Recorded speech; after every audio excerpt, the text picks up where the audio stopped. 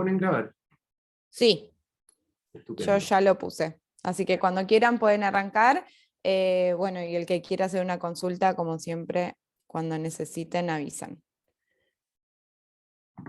Bueno, buenos días. Les saluda Macarena, abogada de Legal Broker, junto a Consuelo. Le vamos a hacer una capacitación referente al trámite de la posesión efectiva. Disculpen, para que la capacitación surta efectos y se entienda, por favor apaguen los micrófonos para que no hayan interrupciones y todos podamos escuchar correctamente. Bueno, la posesión efectiva es un concepto que recurrentemente aparece, ¿cierto?, en las operaciones de compraventa. Yo creo que en más de una oportunidad a ustedes les ha tocado relacionarse con este concepto. Para explicar un poco en qué consiste este trámite, vamos a mencionar brevemente algunas formas de adquirir el dominio en el derecho chileno, que se denominan modos de adquirir el dominio. Entre ellas tenemos, bueno, la tradición, la sucesión por causa de muerte, la ocupación, la accesión y la prescripción adquisitiva. Así que puede sonar un poco técnico, pero es como para dar paso a lo que es la posesión efectiva. La tradición es el modo de adquirir el dominio que se relaciona con la compraventa, que es el título, digamos, más común que se ve en la práctica, y también la cesión de derechos. Y por otro lado está la sucesión por causa de muerte, que se puede definir como aquel modo de adquirir el dominio del patrimonio de una persona difunta, de una cuota del mismo o de una especie o cuerpo cierto, que forma parte del patrimonio de una persona difunta, digamos. La sucesión por causa de muerte se vincula en definitiva con la herencia de una persona difunta. Y para que los herederos puedan disponer de la herencia de una persona, tienen que efectuar el trámite de la posesión efectiva. Acá tenemos un recuadro explicativo que explica en definitiva cómo funciona este trámite. Tenemos a Juan, que es una persona que dejó una herencia. Tenemos a María, que es su cónyuge, y a Pedro, que es su hijo. En definitiva, ellos, para poder disponer de los bienes inmuebles heredados de Juan, digamos, tienen que efectuar el trámite de la posesión efectiva. Acá también vamos a hablarlo más adelante, pero depende en el fondo quién para disponer de los bienes inmuebles que forman parte de la masa hereditaria, también hay un orden de prelación, que se llama los órdenes sucesorios, donde ciertos parientes o descendientes o ascendientes tienen prioridad, hay que entrar a descartar. Entonces, como les iba diciendo, para que los herederos puedan disponer de los bienes inmuebles o muebles también que forman parte de la herencia de una persona difunta, tienen que efectuar este trámite. Entendiendo por posesión efectiva, en definitiva, aquella que se concede por un decreto administrativo, en el caso de las posesiones efectivas intestadas abiertas en Chile, que son la gran mayoría de los supuestos, digamos, porque en Chile es poco común que las partes dejen testamento. Y o bien se concede por resolución judicial, emanada de un tribunal civil, en el caso de las sucesiones testadas, es decir, cuando el causante deja un testamento y en él deja claramente estipulado qué le va a corresponder a cada uno, digamos, siempre respetando lo que se denomina las asignaciones forzosas, o bien las sucesiones intestadas abiertas en el extranjero. Ambos tipos de sucesiones se tramitan ante los tribunales civiles ordinarios. Bueno, precisamente lo que les estaba comentando, acá tenemos las posesiones efectivas testadas o intestadas.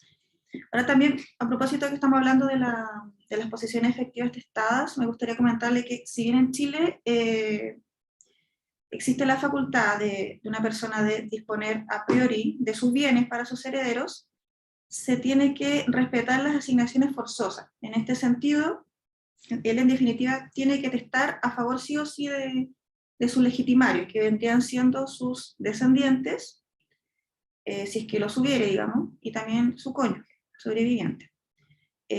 Si él no tuviese descendientes o cónyuge, podría testar a favor en este caso de sus ascendientes, si no los tuviera a favor de colaterales, y así, digamos, la parte de la masa hereditaria que se denomina de las asignaciones forzosas.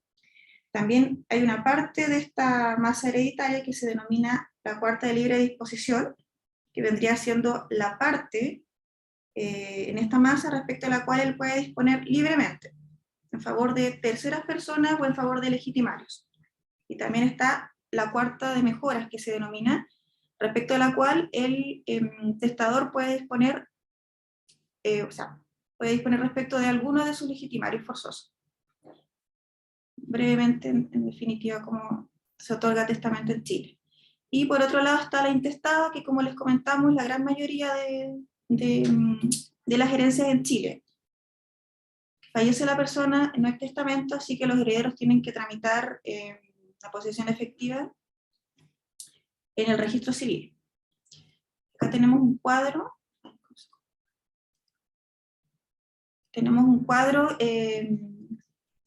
Que nos establece las diferencias de tramitación entre las posesiones efectiva atestada e intestada. En el caso de la atestada, como les comentaba, se tramita en los tribunales del último domicilio del causante, eso es importante, es el tribunal competente. La puede solicitar alguno de sus herederos, y es un trámite relativamente rápido, digamos, que puede durar entre 6 y 1 año. El proceso está terminado, el tribunal emite una resolución que posteriormente se debe ingresar al conservador, como les vamos a explicar más adelante.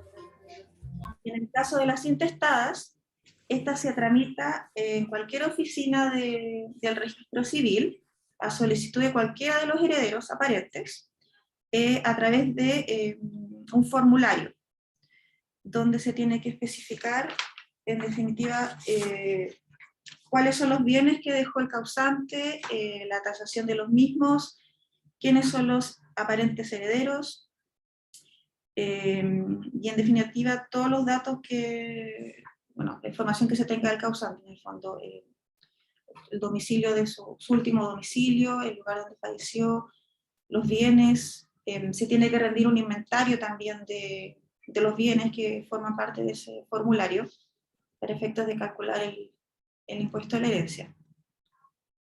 Y esta es relativamente rápida, se puede tardar entre 3 a 4 meses. Posterior a esto, el registro civil emite una resolución o un decreto administrativo que concede la posesión efectiva a los herederos. Ahora bien, ese es un primer trámite, pero para que los herederos puedan disponer de los bienes inmuebles que eran del causante y que ahora son de ellos, digamos, tienen que realizar una serie de inscripciones. En primer lugar, se tiene que inscribir este decreto judicial, si es por testamento, o la resolución administrativa emanada del registro civil, en el conservador de la comuna o agrupación de comunas en que haya sido pronunciado. Tiene que también ingresar el testamento y inscribirse en el Registro Nacional de Posesiones Efectivas. Para que los herederos puedan disponer de los bienes en el sentido de enajenarlos o venderlos libremente a terceras personas, tienen que ingresar el decreto judicial o la resolución administrativa en el conservador de bienes raíces del inmueble donde se encuentre inscrito el inmueble, digamos, el conservador de bienes raíces competente. Quienes podrán disponer de consumo de este bien inmueble. ¿Eso qué quiere decir? Que tienen que disponer todos juntos del inmueble. No podría ser, por ejemplo, que si son 3 herederos, solamente 2 o 3 quieran disponer del mismo, sino que tienen que ser todos juntos. Eso es lo que se denomina la inscripción del derecho especial de herencia, que es en definitiva la nueva inscripción o el nuevo certificado de dominio vigente que se genera en atención a esa propiedad. No sé si han visto que cuando opera una herencia, digamos, le solicitan el certificado de dominio vigente, y en este caso la inscripción dice al lado herencia. es la que se denomina la inscripción especial de herencia. Y también está, bueno, la inscripción de la partición, digamos, que no está acá, que es en el supuesto de que algunos de los herederos, no todos, quieran disponer de la propiedad. En este caso, como les comentaba, si no van a disponer todos juntos de la misma, se tiene que iniciar un trámite que se denomina de la partición, que está a cargo de un juez árbitro, para que determine en definitiva que autorice que solamente algunos de los herederos puedan disponer de la propiedad. Y también determina en definitiva el tema del pago del impuesto a la herencia. A modo de resumen en este punto, me gustaría señalar que, bueno, que la posesión efectiva en definitiva es un trámite bastante importante en nuestro derecho, porque habilita a que los herederos puedan disponer válidamente de las propiedades heredadas. También permite mantener un registro de las propiedades de sus propietarios. También habilita, bueno, básicamente eso, a disponer válidamente de los inmuebles o muebles heredados.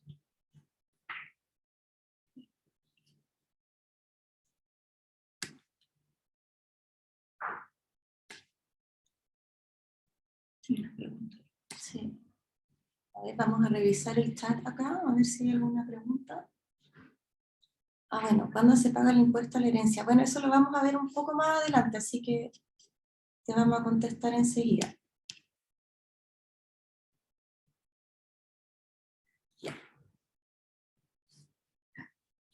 Acá tenemos un ejemplo de una resolución administrativa que concede la posesión efectiva emanada del registro civil.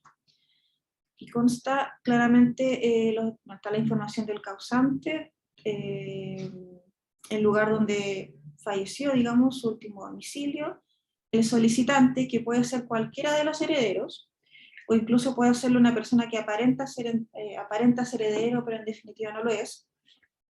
Eso después se verá posteriormente, digamos, y tiene que incluirse a todos los que tienen la calidad aparente de herederos en el trámite de la posesión efectiva.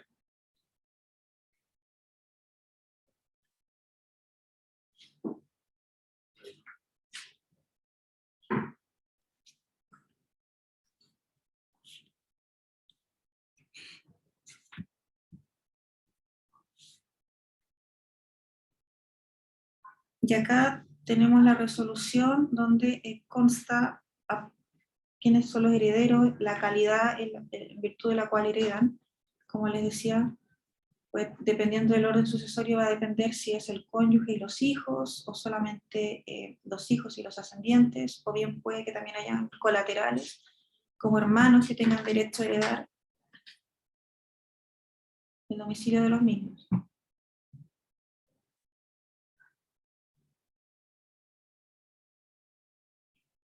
Y también la posesión efectiva va a establecer claramente cuáles son los bienes inmuebles que forman parte de la masa hereditaria, con la tasación de los mismos. ¿Cuál es relevante, como le vamos a explicar más adelante, para determinar el impuesto a la herencia?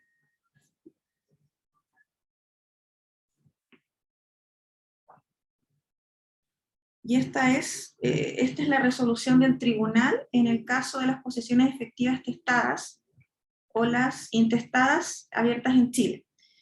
En este caso es, en definitiva, se denomina el auto de posesión efectiva, que es como el nombre técnico de la resolución, que en definitiva concede, como dice acá, la posesión efectiva de la herencia testada que da al fallecimiento del causante.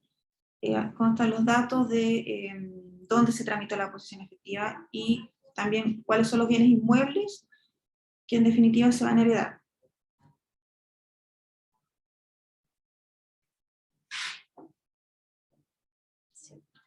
Bueno, continuando con la presentación y recopilando un poco la información que les hemos entregado, quiero que quede claro que en el fondo la posesión efectiva consta de 3 etapas. Primero de la solicitud que hacemos ante el registro civil o tribunales civiles en caso de que haya mediado un testamento. Hecho eso, viene como segundo paso el pago del impuesto a la herencia ante el Servicio de Impuesto Interno, que también se solicita mediante un formulario. Y en tercer lugar, hecho lo anterior, procedemos a solicitar la inscripción respectiva de lo que les comentaba Macarena en el conservador de bienes raíces respectivo. Acá, en primer lugar, se solicitan 3 inscripciones, como vimos, que primero es la solicitud de la inscripción de la posesión efectiva, después la inscripción de la inscripción especial de herencia, que es la que permite que los herederos puedan disponer del bien de consumo, es decir, de común acuerdo, y eso es lo que les permite en definitiva poder enajenar un bien. Y en tercer lugar, que es una inscripción eventual, es respecto de la partición y adjudicación, que eso lo vamos a ver al final. Acá tenemos, en la presentación podemos ver un ejemplo de una inscripción de posesión efectiva. ¿Cómo lo sabemos? Porque acá al costado izquierdo lo dice, que es una posesión efectiva, en este caso del causante, doña Yolanda Iris Corbalán. Acá vamos a tener, acá va a decir por resolución exenta, que se refiere a la resolución que emitió el servicio, o sea, perdón, el registro civil, que es la que se está inscribiendo, y ahí, en este caso es en la región metropolitana, y claro que se concede la posesión efectiva de la herencia intestada que da al fallecimiento de doña Yolanda Iris Corbalán. Ahí salen sus datos personales, y más abajo señala los herederos, que en este caso es doña María, bueno, ahí los enumeran. Claro, acá más abajo sale. Y esto según certificado, que se refiere al certificado que emitió el registro civil, con fecha tanto, dirección regional metropolitana, y nos dice también, claro, que el impuesto a la herencia se encuentra pagado. Acá la salvedad con esta inscripción, para efectos del estudio de título, es que no en todos los conservadores se inscribe la posesión efectiva. Esto es, digamos, porque cada conservador tiene su reglamento, sus criterios en el fondo, y a veces si es que, no sé, si tienen por ejemplo una propiedad en otra región que no sea la metropolitana, y les piden esta inscripción de la posesión efectiva, y no la tienen, no se asusten, es cosa de hacer ver al abogado revisor que dicho conservador no inscribe posesión efectiva. Un ejemplo de eso es Viña, ¿no es cierto? Viña del Mar es un ejemplo de eso. El conservador de Santiago, por ejemplo, sí las inscribe.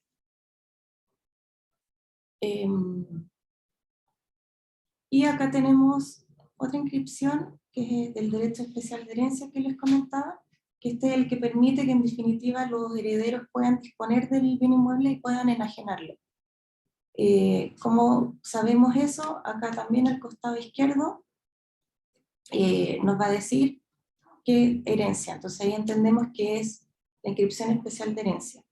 Ahora acá esto es más simple de lo que parece, porque ustedes cuando pidan un dominio vigente de cualquier propiedad, es tan simple como revisarlo y les va a aparecer aquí en el costado izquierdo, sí, en este caso que es una herencia, pero podría aparecer compraventa, cesión de derecho, en el fondo es el título el que aparece ahí. Entonces, cuando le pidan la inscripción especial de herencia, básicamente tienen que pedir el dominio vigente y fijarse que aparezca herencia para que haya una concordancia y ver que no hay algún error, porque a veces también los conservadores se equivocan y emiten mal los documentos. Acá lo mismo, acá tenemos en definitiva los herederos, aquí en la parte superior de la inscripción, doña María, Ricardo, Mario, quienes son dueños de la propiedad tanto, y aquí dice más abajo, los adquirieron por herencia de doña Yolanda Iris Corbalán. O sea, por eso aquí ya nos aparecen los herederos efectivamente siendo dueños. Y bueno, antes de irme acá al tema del impuesto a la herencia, quiero como hacer ver un error o una confusión muy común que se da entre los corredores o en las partes en una compraventa, en un proceso de estudio de título, cuando les solicitan todos los documentos que hemos revisado, que en primer lugar es la resolución emitida por el registro civil y las inscripciones en el conservador. Acá es súper importante que distingan cuál es cuál, porque a veces el abogado que estudia los títulos pide la resolución del registro civil y te envían lo del conservador. Entonces, todos los trámites que son parte de una posesión efectiva son necesarios acreditarlos en todas sus etapas. Entonces, no basta con enviar solo una inscripción, y si están pidiendo la resolución, ahí acordarse el tiro que se refiere a la resolución administrativa del registro civil. Asimismo, si ha mediado un testamento, tienen que enviar el testamento, la sentencia emanada del tribunal, eso es como lo básico. Y bueno, esto es lo anterior, o sea, es decir, ya tenemos las inscripciones que les comentaba. Ahora esto está desordenado porque antes de inscribir, o sea, antes de solicitar las inscripciones en el conservador, tiene que constar ya el pago del impuesto a la herencia. Así que, bueno, acá quedó un poco desordenada la presentación. Pero básicamente el pago del impuesto a la herencia se solicita teniendo ya la resolución emanada del registro civil o la orden del juez si es que se está tramitando en un tribunal. Acá lo importante para tener en cuenta es que la herencia puede estar afecta al pago o puede estar exenta. ¿Cómo saber esto? Esto se determina dependiendo del grado de parentesco que exista entre los herederos y el causante. Es decir, mientras más lejano sea el parentesco, más va a tener que pagar. Y lo otro que determina el valor es el bien, los bienes que se dejan. Para que tengan como referencia, lo más común es que los herederos sean los hijos y el cónyuge. En este caso van a estar exentos cuando sus asignaciones de cada uno, o sea, la cuota que cada uno hereda, sea menor a 50 unidades tributarias anuales, que esto es aproximadamente 28 millones. Si cada uno de ellos recibe más de eso, ahí va a estar afecto al pago de impuestos. Y la forma de pagar es que cada uno de ellos deba pagar su impuesto. O sea, eso no es como que vaya a un pozo común. O sea, se graba a cada uno de los herederos. Disculpa, ¿eso es por la evaluación, evalúo fiscal? Claro, sí. Claro, porque para solicitarle al Servicio de Impuesto Interno el pago o la exención, hay que llenar un formulario previamente, que es el 4423. Entonces ahí se señalan los herederos, el grado de parentesco y los bienes inmuebles de acuerdo a la tasación fiscal, y los vehículos también, de acuerdo a la tasación fiscal. Ay, no sé si contesté tu pregunta. ¿Alguien más quiere aprovechar de preguntar algo? Sí, muchas gracias. En el chat había un par de preguntas, chicas, ¿eh? Vamos a revisar.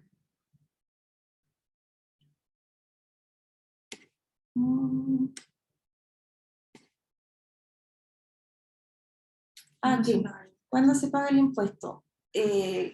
Aquí recuerden que la posesión efectiva son 3 etapas. Primero, registro civil. Segundo, servicio de impuestos internos, que es donde se paga. Y tercero, inscripciones en el conservador. ¿Por qué? Porque el conservador va a pedir lo anterior para poder inscribirte. Va a pedir la resolución administrativa del registro civil y va a pedir el certificado de exención de pago de impuestos o de pago de impuestos según corresponda. Eso va a ser necesario, si no, el conservador no te va a inscribir, nada.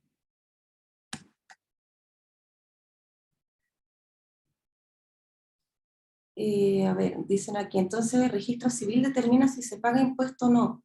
Eso lo determina el Servicio de Impuesto Interno, pero para poder hacer la solicitud necesitamos la resolución del registro civil. Es como un trámite en cadena, como que una cosa va llevando a la otra. Pero si procede el pago o no, lo va a determinar el Servicio de Impuesto Interno y va a emitir el certificado respectivo.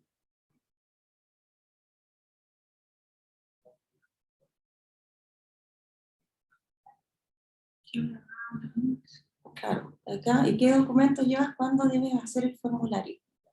En el registro civil. En el registro civil, lo más importante es completar el formulario de solicitud, y la verdad que documentos adicionales no solicitan porque es un acto declarativo. Ahora igualmente los vas a necesitar tú para poder llenarlo, porque te van a preguntar cosas que sin documento no las podrías saber. Por ejemplo, si quieres agregar inmuebles, tienes que indicar el número, foja y año de inscripción, el rol de avalúo, por ejemplo. Entonces, igualmente vas a tener que tener antecedentes previos para poder solicitarlo, pero no es necesario presentarlo en el registro civil al momento de hacer la solicitud. Claro, el certificado de función del causante hay que tenerlo a la vista, los certificados de nacimiento de los herederos, el certificado de matrimonio del causante, todo eso en relación a los herederos. Y respecto de los bienes, certificados de dominio vigente, certificados que acrediten deudas, por ejemplo, o cuentas de ahorro, de dinero, claro, cuentas bancarias, todo lo que tenga relación con el patrimonio hay que acreditarlo de alguna forma, pero es para que uno lo pueda poner en el formulario. No te van a pedir después corroborar o verificar toda esa información.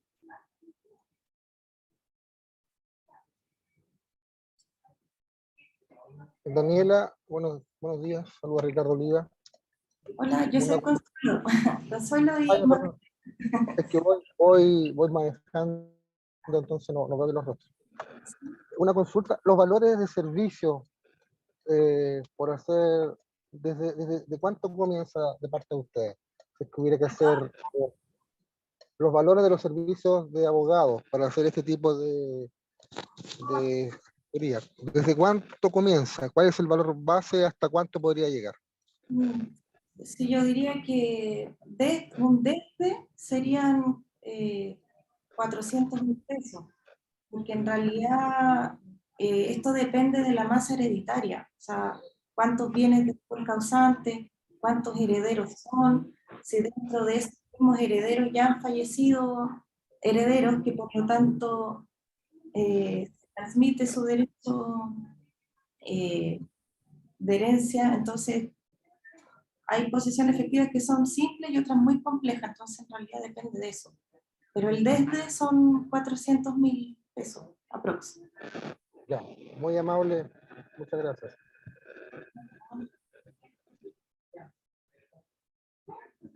¿Alguien tiene alguna consulta antes de que pasemos a los aspectos más relevantes?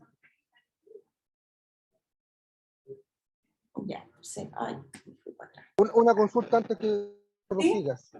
De acuerdo a su experiencia, es mejor que una persona deje un testamento a que los hijos o los herederos hagan la posesión efectiva. ¿Es más útil para los herederos? Es más económico, es más práctico porque pueden depender fácilmente de los bienes que están y no estar esperando a veces 6 meses para poder vender o dividirse la herencia? Es- ¿Cuál es su opinión al respecto?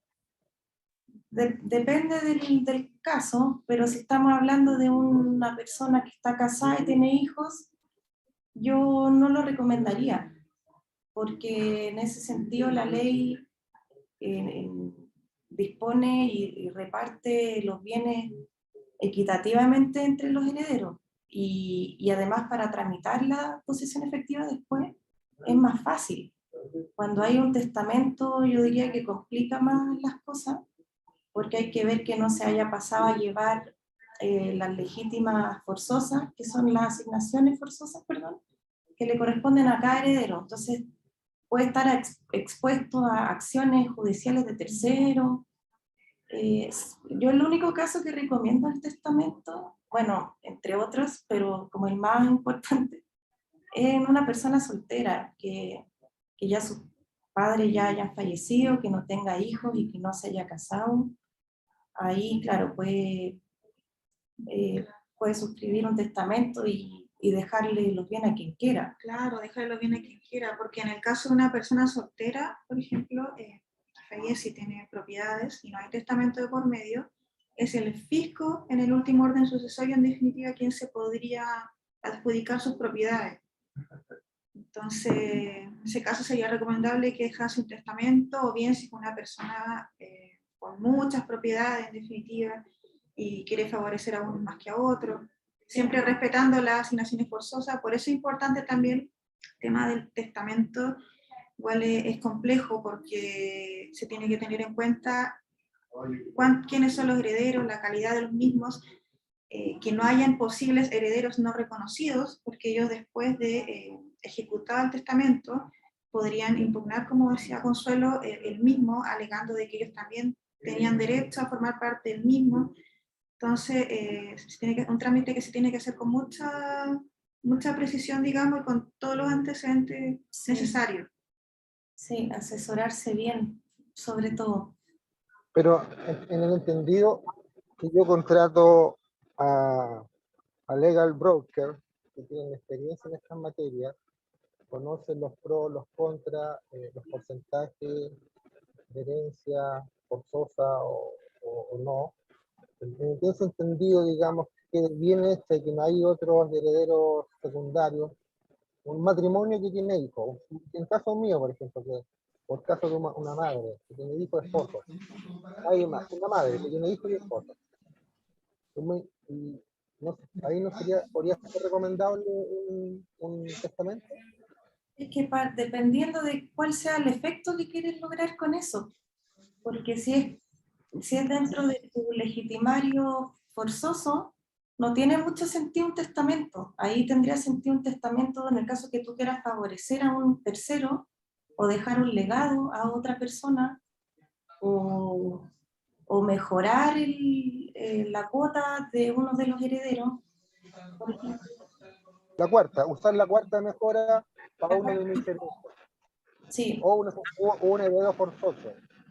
En ese sentido, tal vez me conviene hacerle el testamento, entendiendo que se hizo de buena manera, buscando todos los antecedentes, a fin de favorecer a alguien, sería Claro. más conveniente esto. Y lo segundo, porque yo entiendo, no sé si estoy en un error, y si haces la herencia, el trámite en el conservador, de las herencias, sería más expedito, tal vez si estuviera bien hecho, no esperar tanto tiempo como Disculpa, si, no te escuchamos bien. ¿Te refieres a si es con testamento, que es más expedito?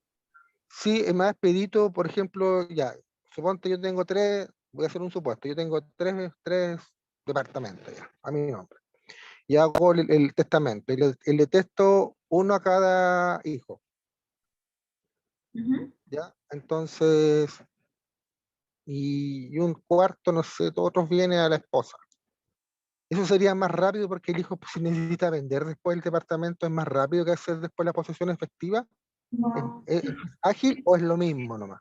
No, de hecho yo diría que tarda más, porque Sí. tienes que seguir igual todo el proceso. Ya, dejaste un testamento, falleces en y acá interviene una persona que se denomina digamos, el albacea. que es la persona que va a abrir el testamento, porque igual es un documento reservado, y este se tiene que tramitar ante los tribunales de justicia. Y como decíamos anteriormente, es un proceso que puede tardar desde 6 a 1 año. Sí. Y después, cuando emite la resolución, en definitiva, y el juez estima que se respetan las asignaciones forzosas, transcurrieron los plazos, que no concurrieron terceros interesados, se tiene que inscribir en el Conservador de Bienes Raíces para que se genere la inscripción especial de herencia, para recién ahí los herederos poder disponer de los inmuebles si así lo quisiesen, digamos.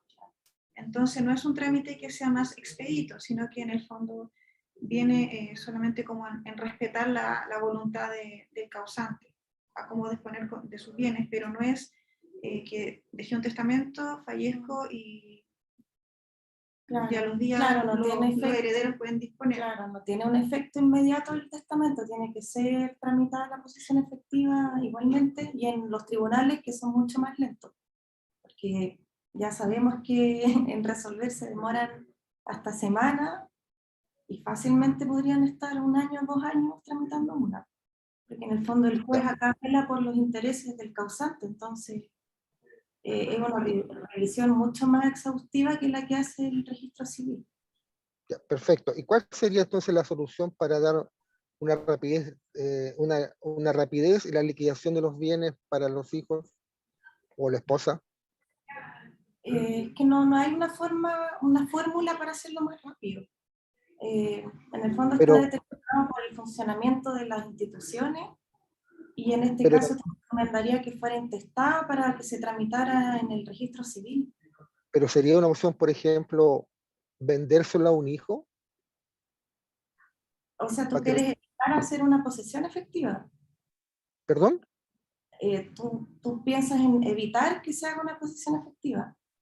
o sea, claro, que la persona, que el hijo, porque siempre, o sea, siempre ocurre, yo esperando más de 1 año, o quizá un poquito menos, una posesión efectiva que en Chile, y la dueña, la señora que falleció, además tiene propiedades en el extranjero. Imagínate cuánto se va a demorar eso en el extranjero, va a ser 2 Claro, o si 3 veces más. nunca fue más que en Entonces, vida esta persona enajene los bienes. Pero igual eso puede ser un arma de doble filo, porque Sí. entiendo que estás hablando como de una venta simbólica, digamos, donde habría correcto. una transferencia de la propiedad, pero hay un pago de un precio. Y claro, se puede hacer, y de hecho se hace en la práctica, donde los padres le venden a los hijos, o para evitar en definitiva un hijo. que otros herederos después tengan derecho a la propiedad. Pero también después los herederos tienen una acción que se denomina la acción de petición de herencia, donde ellos impugnan ante tribunales la validez de este acto. Claro. Ellos dicen, no, que mi papá le vendió la propiedad a mi hermano, pero vulneró mi derecho, mi asignación es forzosa. Hay un plazo, en definitiva, me parece que son 4 años, para ejercer la acción. Entonces, tampoco es un acto... Es riesgoso. Sí, es riesgoso. Puede ser Ya, objeto de... Sí, Si es que perjudica a otras personas, válidamente. claro, porque si hay una compraventa simulada, ahí los herederos pueden alegar la nulidad de ese acto, y en el fondo ese bien nunca salió del patrimonio del causante, entonces es perfectamente heredable. perfecto. Ya, muy amable, muchas gracias por su respuesta. Gracias a ti. En el chat, si hay algo. ¿Cuál es el valor aproximado de un testamento? Sí, bueno, también depende de la complejidad siempre, pero el desde, como les decía, serán 300.000 pesos, 400.000 pesos, dependiendo también de la expertise del abogado, pero desde ahí hacia arriba. Obviamente, mientras más herederos y más bienes, aumenta la complejidad. También las notarías hacen como testamento, pero no lo recomiendo. No, Siempre asesórense. tampoco mandatos en notaría No, recomendables. sí, generar todo lo que haga en notaría, que se puedan ahorrar dinero al final, Puede trae salir más caro. Sí, sale más caro. Y bueno, terminando ya con otro aspecto relevante. Perdón, chicas, Marta está levantando la mano, quiere hacer una consulta. Sí, adelante. Ay, no sé si tengo que... Ahí tienes... Es que está en silencio. estás en silencio, Marta. ¿Ahí? ¿Ahora sí? ¿Ahora sí se escucha? Sí. Ya. Buen día, chicas. Oiga, una pregunta. Hay, por ejemplo, una casa, varios hermanos, son dueños de varios hermanos, y se murió uno de los hermanos, pero ya uno hizo la posesión efectiva, y después que hizo la posesión efectiva por los hermanos, aparece la hija de esta persona, de este hermano que se murió, y también quiere participar. ¿Cómo hace en ese caso? ¿Puede hacerlo después que ya alguien hizo la posesión efectiva? O sea, es todo un tema, porque para vender... Ya hicieron una primera posición efectiva, entonces. No, la hizo, o sea, no la habían hecho, se murió como que la dueña de la casa, y hizo la posesión efectiva una persona, como la hija del representante de uno de los hermanos, que ya no estaba, como una sobrina. Ella fue la que hizo la posesión efectiva por su papá, y en Claro. nombre de los hermanos. Sí, está bien. Porque si falleció Y si no ese... dio parte a los otros hermanos, ¿cómo hacen en ese caso? ¿Cómo? Si no dio parte a los otros hermanos, a eso me refiero, o a los tíos, en este caso.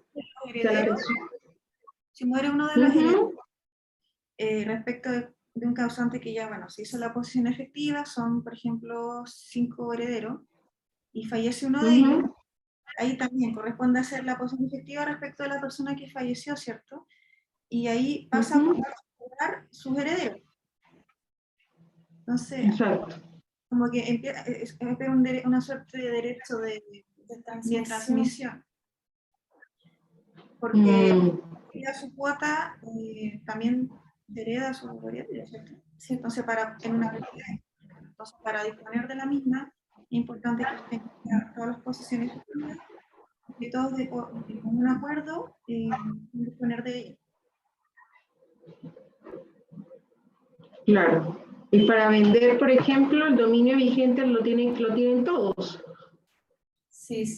O solamente lo tiene la persona familiar que representa a los demás grupos familiares. No, aparecen todos los herederos. Si son 10 herederos, Sí. lo importante es que sea una posición efectiva de todas las personas que correspondan. ¿Cómo hacen para corroborar la información, para decir que una familia, o sea, todos le piden a la persona la partida de nacimiento, por ejemplo, para corroborar ese tipo de información de que son realmente herederos y que tienen que estar directamente relacionados? Ese es precisamente el trámite que se hace en el registro civil, porque el registro civil es el que determina quiénes son los herederos, basa la documentación oportuna. Ya, súper.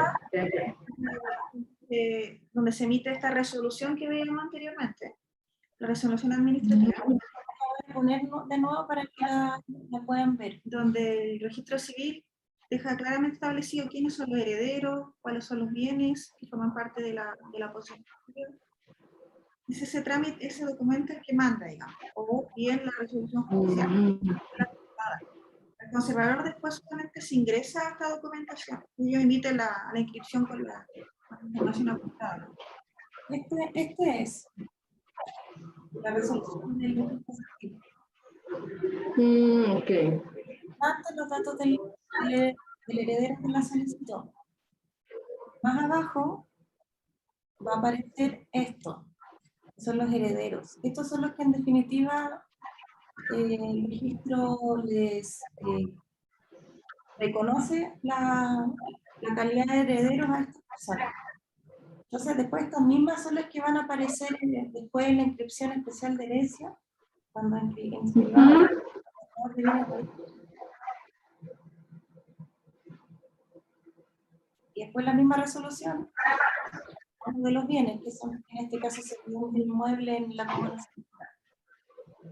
Ya. Va a ser mi resolución.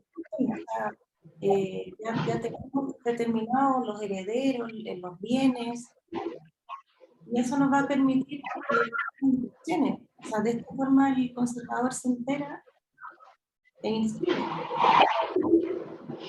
¿Y a quién le queda el dominio? ¿Quién puede enajenar? Esto es como la pregunta práctica. ¿Quién puede enajenar después que todos se inscriben, se reconocen? ¿Quién puede hacer la venta oficial? Todos de consumo, de común acuerdo, todos actúan como uno solo. Ah, ok.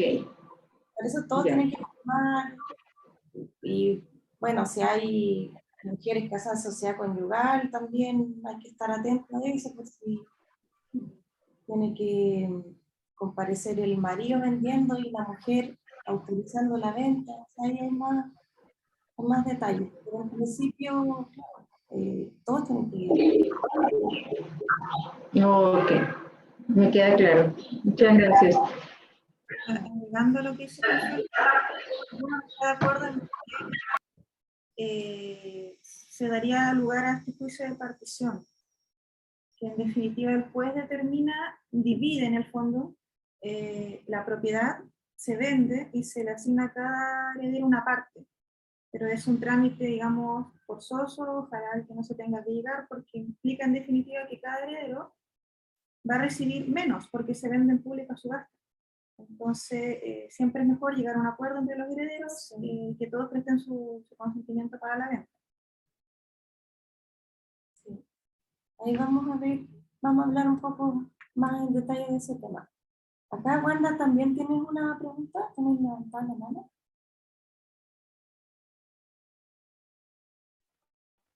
Sí, buenos días. Hola. Hola chicas, ¿cómo están? Bueno, en base a la pregunta que hizo Marta, es algo parecido. O sea, les explico. La persona vive en la casa, ¿sí? Ella es sobrina de su tío y como que le arrendaron en común acuerdo de los herederos la propiedad, ¿sí? A ella le vendieron ya una parte de esa casa. Su madre le cedió su parte, ¿sí? Pasa que el tío muere el año pasado y una sobrina del tío hace esa posesión efectiva, pero no notifica que la hizo. Entonces, cuando ellos van a pagar ahora el tema de aseo y todo ese tema, se consiguen que no pueden entrar al servicio de impuestos internos porque ya alguien tiene creado como un usuario y se está haciendo cargo de eso. Y es donde dan que una sobrina hizo la posesión efectiva. Y en ese caso, la posesión efectiva no tendría que repartirse eso entre todos los herederos y Sí. por partes iguales, ya que el tío muere y el tío no tiene hijos, no tenía esposa, no tenía nada.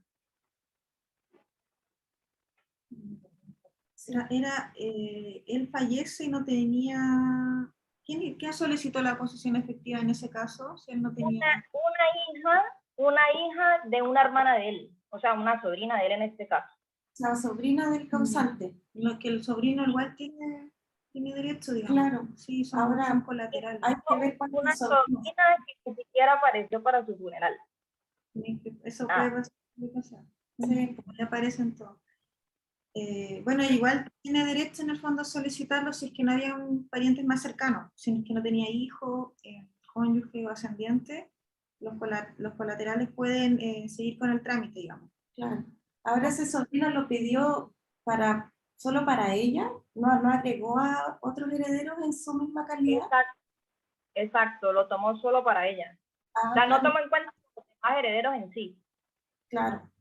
Ahí tienen los otros herederos, que me imagino que son los primos de esta niña, tendrían que ir al registro civil y modificar esta posesión efectiva que ya se hizo, o sea, solicitar una modificación.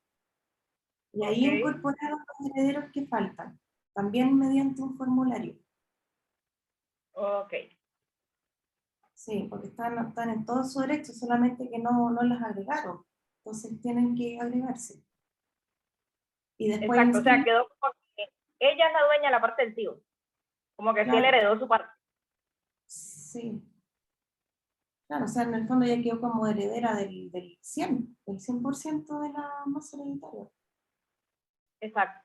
Claro, sí, tiene que modificarse eso y después seguir los mismos pasos, lo del impuesto a la herencia y inscribirlo en el conservador. Ok. Súper, chicas, muchas gracias. De nada.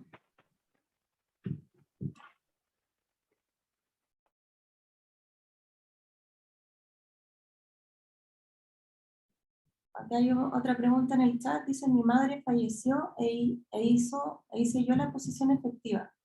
¿Podría tener problemas? O sea, en principio no, porque tú eres heredera y no hay problema en eso. Habría problemas si es que omitiste otros herederos. Ahí no sé. Sí, Ya, sí. ok, muchas gracias. Esa era mi pregunta. Ya. No hay más herederos, solamente somos 3 hermanos. Ya. Y bien, eso quería saber si iba a tener algún problema respecto a eso. Claro, no habría ningún inconveniente. Ya, ok, muchas gracias. De nada. Bueno, ya viendo los últimos temas de la presentación, y que lo preguntaron por ahí también, ¿quién debe firmar la promesa de compraventa?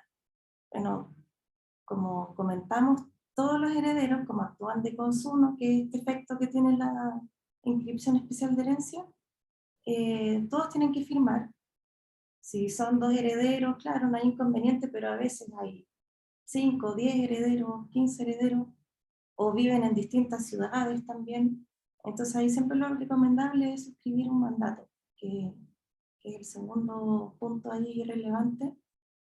Obviamente tiene que mediar, o sea, tiene que haber un principio ahí de confianza, de buena fe, a la persona a quien le den el mandato para representar a todos, para efecto de después repartir los dineros y hacer todo como corresponde.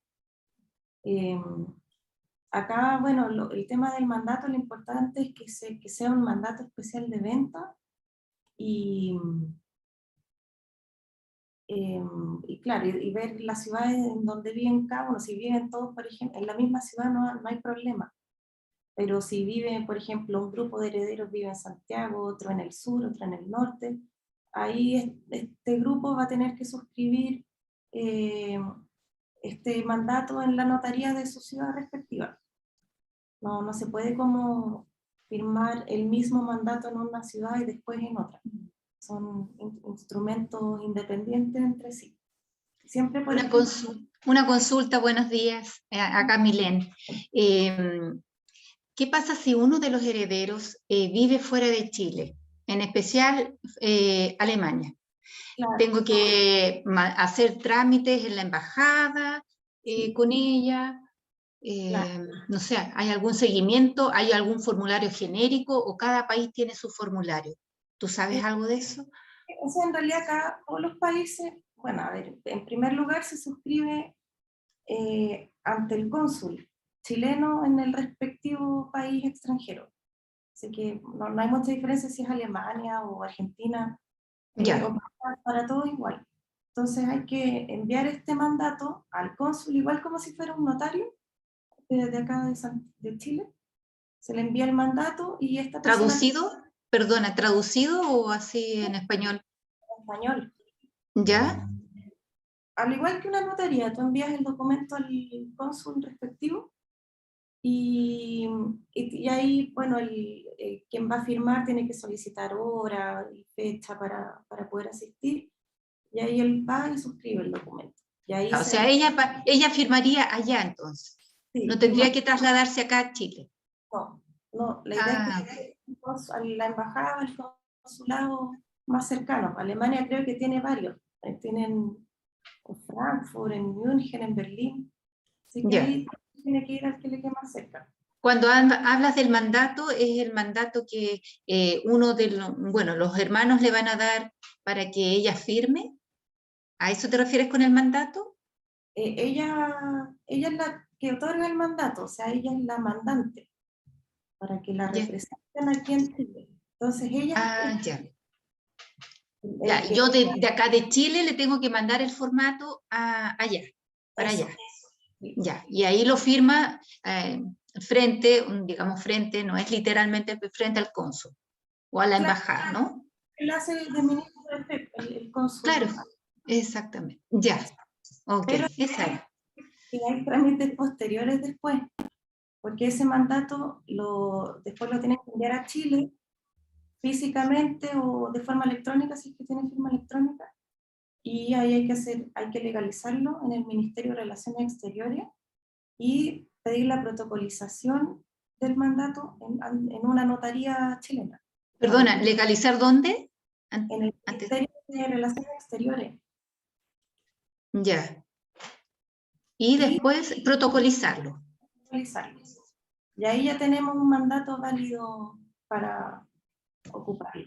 Ah, son 3 puntos entonces. Firmar en el extranjero, ante el cónsul, en la embajada, legalizarlo, después que llegue físicamente, o puede ser vía firma electrónica, algo así. El extranjero te lo tienes que enviar por correo, pero si tienes firma electrónica, me tocó ver una vez, también te lo pueden Ya. mandar, es más fácil. ¿Y eso, cómo lo rescato cuando es firma electrónica? ¿Me dirijo a una notaría? ¿Tengo que dar el nombre de una notaría No. para que ellos lo manden? ¿Cómo es el procedimiento? Envían el documento por correo y tú lo imprimes. Ya, pero si fuera firma electrónica. Eso. Es que ya el juzgado lo emite con firma electrónica de él. Entonces el mismo documento, pero trae un código QR.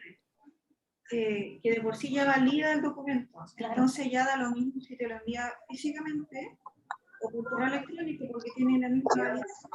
Solamente que te habría que imprimirlo.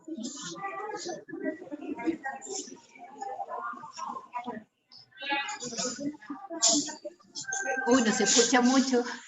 Disculpen, no se escucha mucho. Ahí. ¿Aló? Ahí sí. Sí, ahí sí, ya. Me quedé en cómo el procedimiento para la firma electrónica. Había mucha bulla, disculpen. No acá, pero por fuera, no sé de dónde salía el ruido. Te la comentaba bulla. que el documento con firma electrónica apunta que el cónsul de Chile en el extranjero, él lo emite con la firma electrónica de él, que se Ya. traduce en un código QR en el documento, Sí. que lo puedes verificar en cualquier lugar. Entonces ahí te cabría solamente imprimir el documento. No es necesario que te lo envíen físicamente. Ah, ya. Ya, yo lo imprimo y... Dale. Al Ministerio de Relaciones Exteriores, te lo timbran y ese mismo documento lo llevas a notaría después. Ya, listo. Y ahí yo puedo, en representación de ella, firmar. Yo como heredera o como tramitadora. Claro, como Depende a quién le da en el mandato, ¿no es cierto? solicita la protocolización, que lo puede hacer cualquier persona. Y los mandatarios no firman en su calidad de mandatario, firma solo el mandante. Ya. Ok. Súper. Muchas gracias. De nada.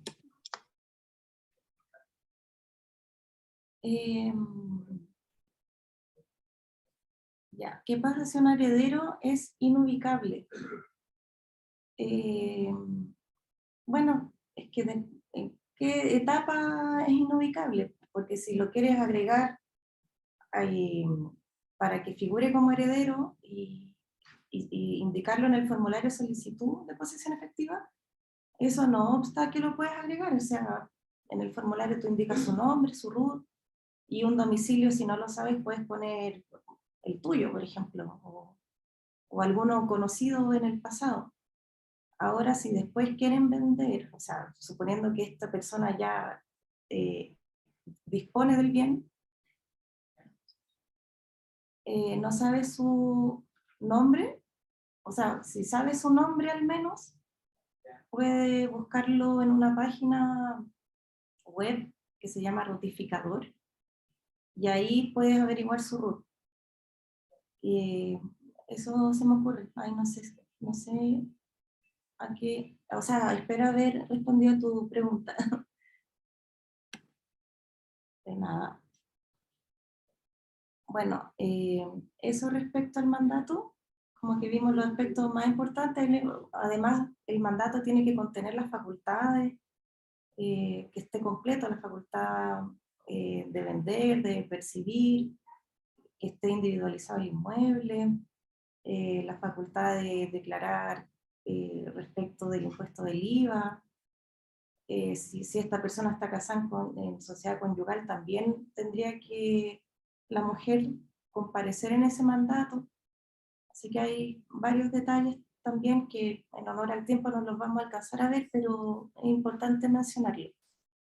Y respecto al juicio de partición, bueno, en el caso que tenemos varios herederos actuando de consumo sobre un bien, quieren enajenarlo, pero no están todos de acuerdo. Ese es el escenario. Entonces ahí se procede a esta partición, que puede ser voluntaria o forzosa, y si es forzosa ahí se hace ante un juez árbitro, lo cual no es muy recomendable hacerlo de esta forma porque es más caro, los honorarios del juez árbitro son súper elevados y, como les decía Macarena, además se venden en pública subasta. Entonces en realidad es poco conveniente llegar a eso, pero sí les recomiendo una partición voluntaria, que mediante escritura pública los herederos disponen de las cuotas. Por ejemplo, son 4 herederos y a cada uno se les asigna un 25% cada uno. Entonces eso les permite después cada uno enajenar su cuota si quiere, o como una forma de determinar esta como nube por donde todos son dueños del todo. Esta es como una forma de aterrizarlo y asignar como algo real a cada uno, ¿no? Como que ya no es una idea, sino que ya es una realidad. Como ya, esta parte me pertenece, como en concreto. Esa es como la importancia de la partición. Ahora, si todo Consulta, ay, perdón. Consulta, Leticia por acá.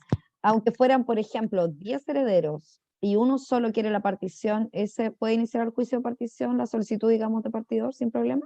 ese es el tema del famoso consumo, que tienen que actuar todos de común acuerdo. Si uno no está de acuerdo, no se puede. Por eso, con solo uno podría ser, independiente de la cantidad de herederos. Y lo otro, ¿cuál es el porcentaje del juez árbitro? Porque uno es del juez árbitro, el otro es la secretaria del tribunal. Aprox, ¿cuánto es el porcentaje? Gracias. Yo no te podría decir con certeza a cuánto, porque cada juez árbitro determina su honorario, pero claro, es finalmente un porcentaje de la masa masa hereditaria. Sí. Yo he visto hasta el 10%, pero ahí en ese sentido cada uno cobra lo que quiere, o sea, pero en general es alto, es caro. Sí, gracias.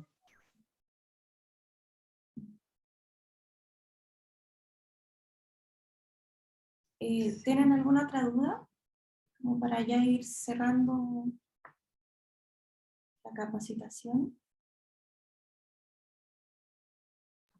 Yo, otra duda. Con respecto a la solicitud que uno, cuando comienza este trámite, que ante el registro civil, tú mencionabas por parte de los herederos, el certificado de nacimiento. ¿Qué otro papel es fundamental tenerle?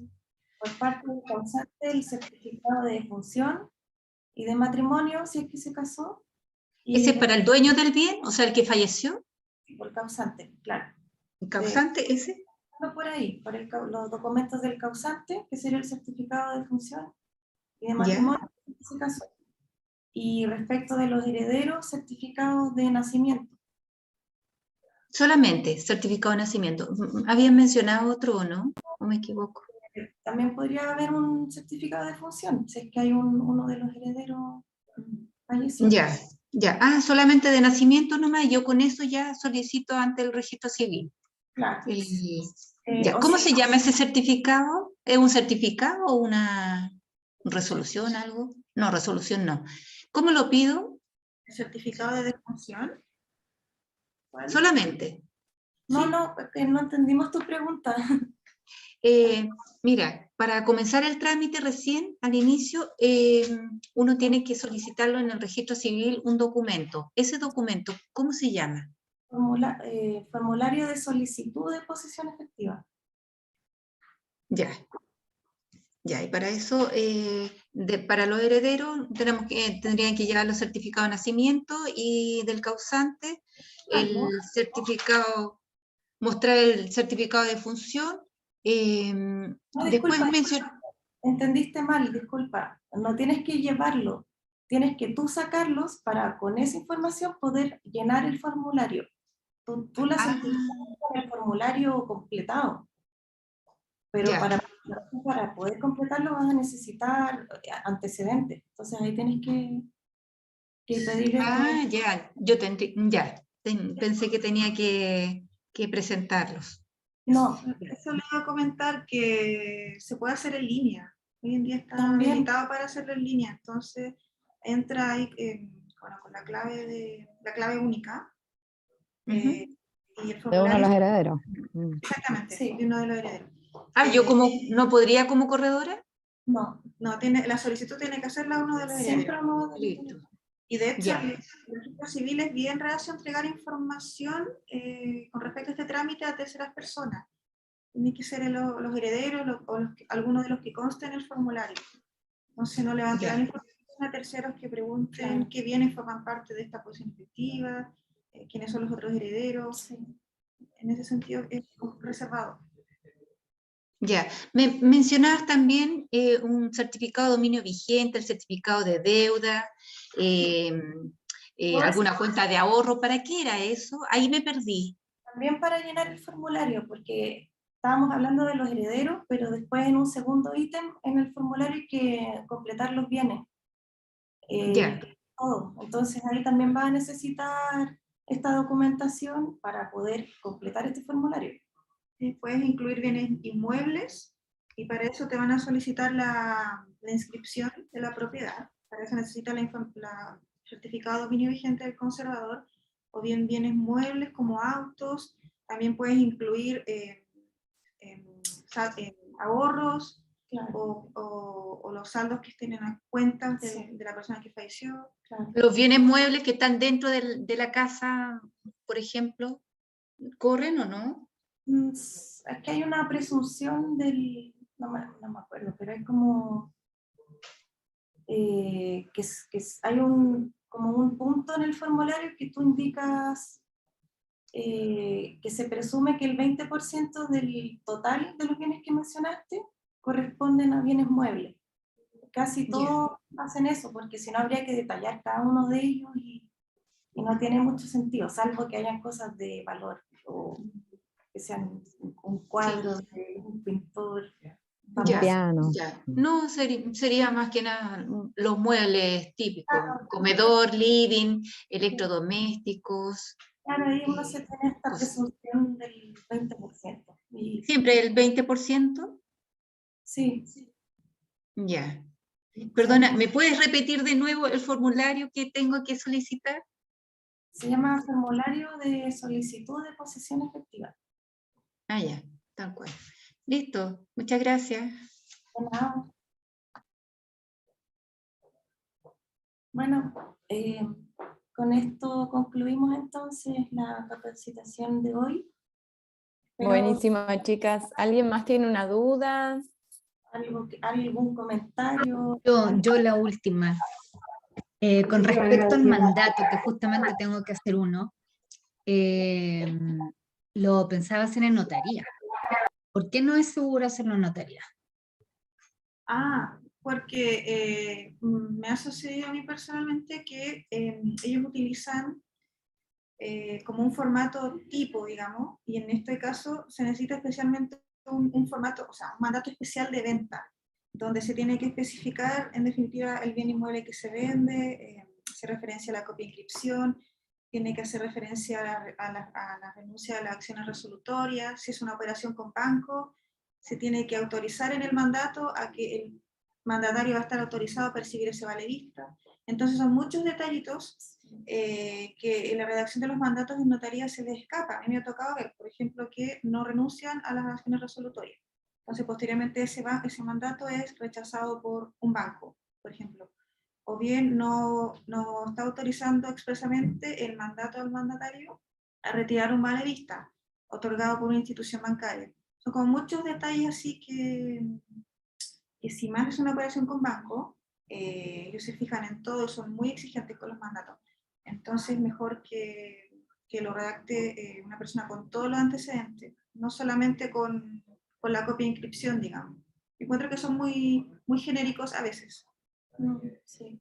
Ah, ok. ¿Y cuánto se demora ese mandato en mandarlo a hacer, por ejemplo, a Legal Broker?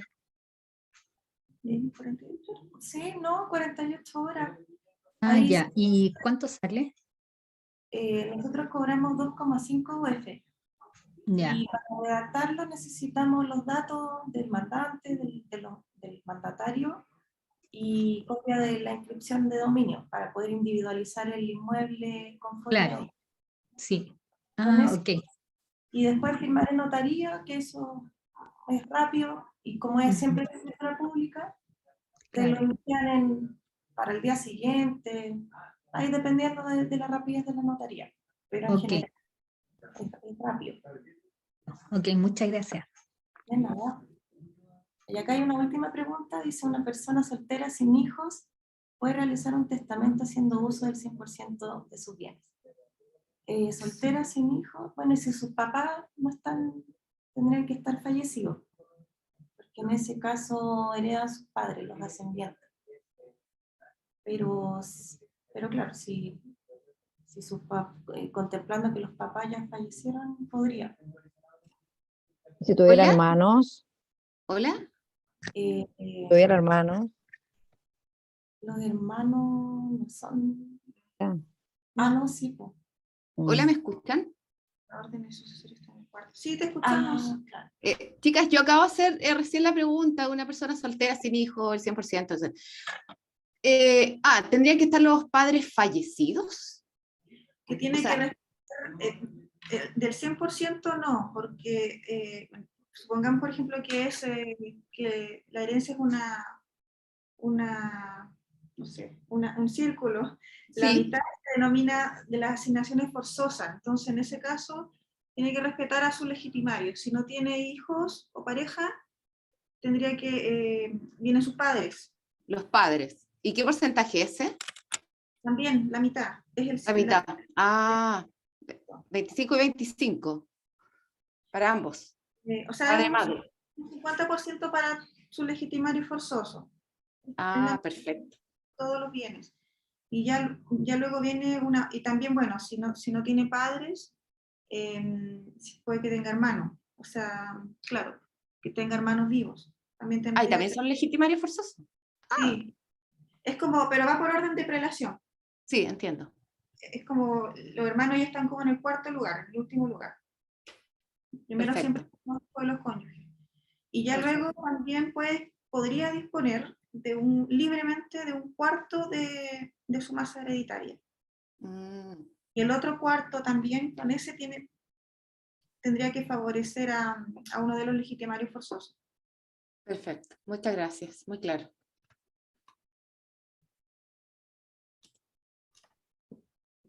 Ya, yo creo que ahora sí ya podemos ir concluyendo esta reunión. Perfecto, chicas, mil gracias por su tiempo, estuvo espectacular.